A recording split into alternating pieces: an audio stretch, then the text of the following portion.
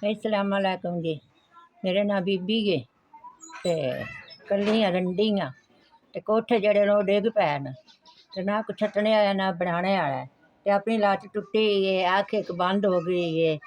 पुत्तर जेह्ड़े न ओह् मेरे भट्ठे ते लगे फिरदे न, ना कोई खाने वास्ते ना पीने वास्ते। कल्ली औरत आं, लत्त टुट्टी है, अक्ख बंद हो गई है। ना कोई कमाने आया ते ना कोई खट्टने आया, ना लानी ना देनी ते कल्ली आं ते औखा वक्त गुजारने पई ते कल कल्ली आं, ना कोई पुत्तर दे कोल ते ना कोई धी दे कोल। दो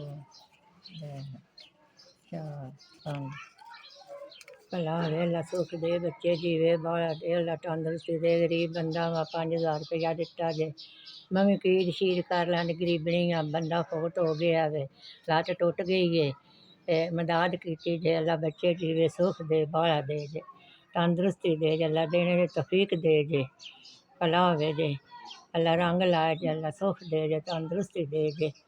इन्हें 5000 दिता, मेरी भी ईद निकल जाओ सौखी।